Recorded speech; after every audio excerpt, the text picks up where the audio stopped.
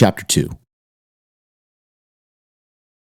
The plane lands at Phoenix International Airport, and the group sets out on their journey in a new place.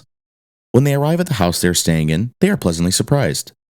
They have rented someone's home in Tempe, a 2-story house with enough space for each member to have their own bedroom and bathroom. Not that Cosine would need a bed or bathroom.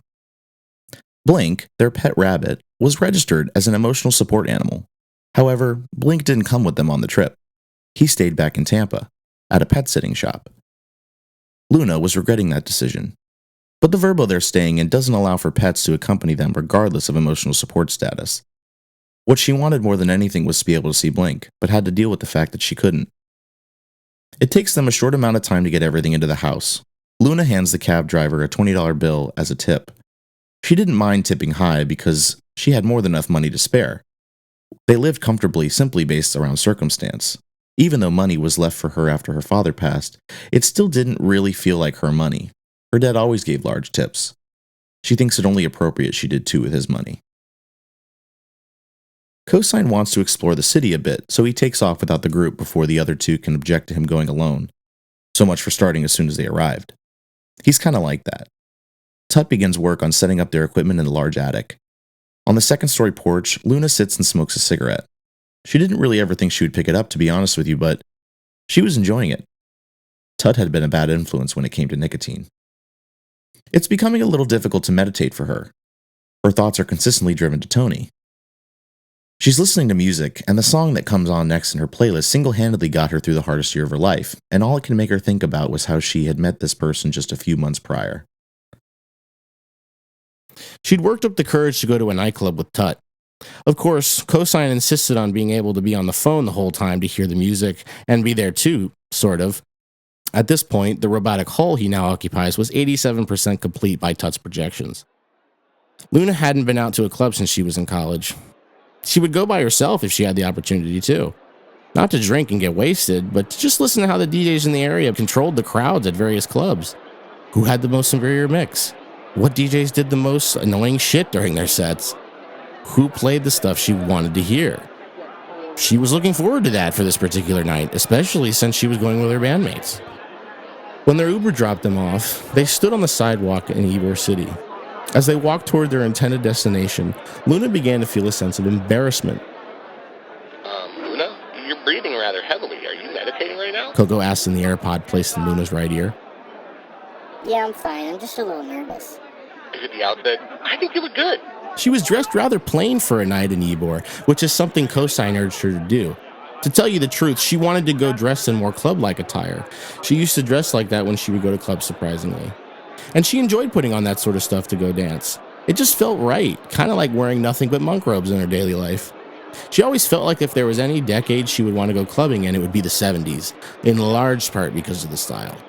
But tonight, it was an outfit she just did not feel confident in. Didn't feel appropriate for the club.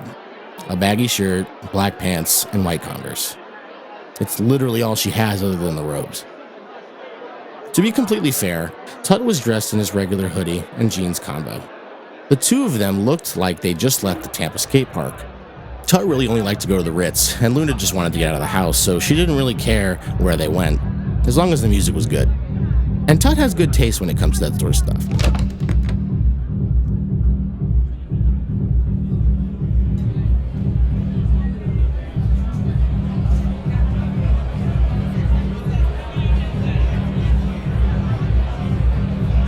Tut immediately walks to the bar. Luna stood by herself before walking after him. She likes to get a good idea of her surroundings if she's going to be inebriated. A flood of people, minimal lighting, in the rooms before the main dance hall. She scanned the sea of bodies, hoping she might see someone she recognizes, as if she knew a lot of people. The only people who might be here tonight would be her old roommate from school, who she knew worked in Ybor but wasn't sure where, or possibly... Never mind. What are you thinking about, Missy? I can tell you're thinking.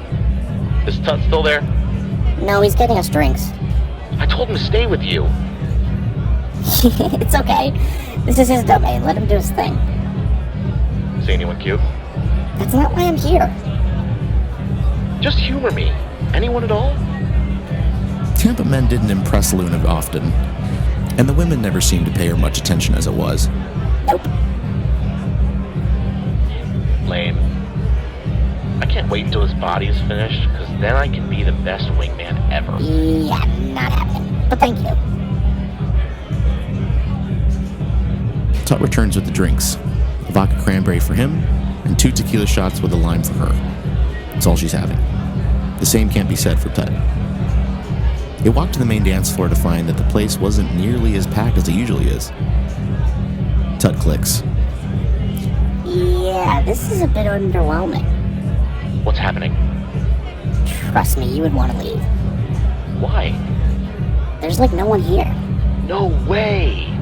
Go to Southern then. We just paid to get in here and the vibe isn't that bad. I prefer this to an overstimulated return to form anyways. I also haven't had alcohol in like 3 months, so I need to take it easy. Admittedly, she's a lightweight. She's never been blackout drunk, but she knows her sweet spot.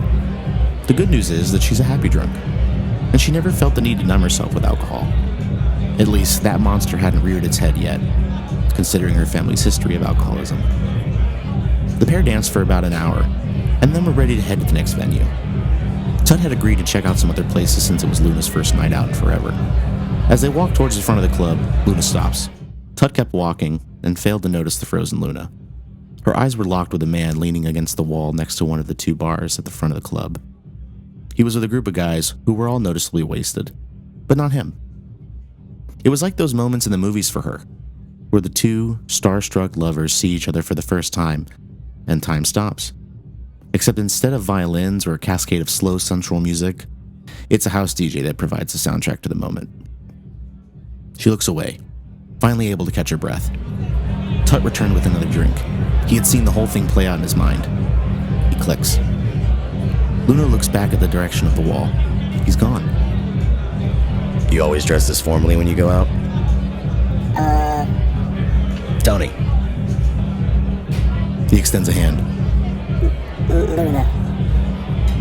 He's got a firm handshake. Did you forget to do laundry or something? No. I just usually don't go out in general. Like ever? First time in a while. Huh, figures. I would have remembered if I'd seen you here before. Look at this guy, regular Riz Master, huh, Luna? Shut up. What? Luna puts the AirPod in her pocket. You always wear earbuds in the club? Someone called me before you walked over. Lucky. What do you mean? They're lucky. Why? They have your number and I don't. Fuck, this guy's good. Are you asking for it? Only if that's okay. Funny, first time she goes out in like 3 years and she's getting hit on. And the attraction is mutual. She checks her phone. It's 11:23 p.m. I'm sorry if that's too forward. No, it's not. I just don't know you. Would you like to?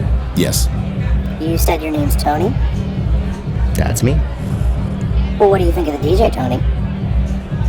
Honestly? No, lie to me. Well, to be fair, I like house music, but I prefer classic disco or funk to this. Have you ever been to that one spot in St. Pete? They play like 70s stuff. Goodnight, Johnny Boy? I think so. Yeah, that's the one you're thinking of. It's pretty cool. I actually live over in St. Pete. It's my friend's bachelor party. That's why I'm all the way out here. Oh, tell him congratulations. He wouldn't remember it anyways. Tony waves to his group of friends. They're all laughing. Luna begins to feel self-conscious and looks down.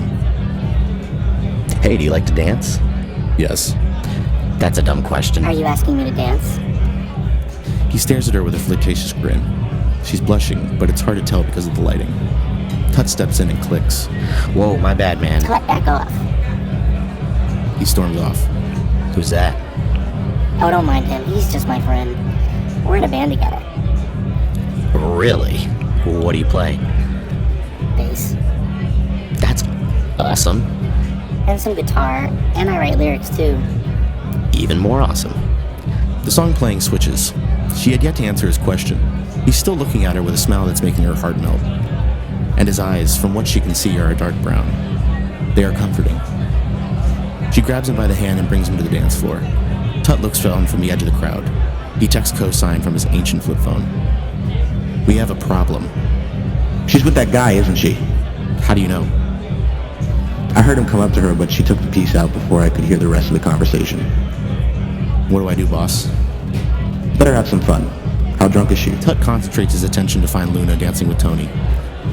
She's having the time of her life. She's probably like a 4 out of 10. She's fine. How many drinks does she have? Just the 2 shots. Keep an eye on her. How? No shit, right, my bad. LOL, no, you're good.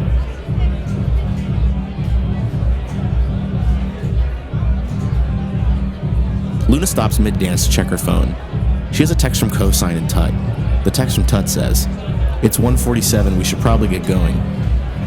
Sent 3 minutes ago. The text from Cosine reads, Get that shit, girl. Sent an hour and 58 minutes ago. Luna walks with Tony to find his group of friends, who are surprisingly with Tut. He's chugging vodka Sprites. Tony's friends are egging him on. His species metabolizes alcohol differently than we do, so he could probably drink about 5 straight bottles of Patron before breaking a sweat. The large group walk out of the Ritz.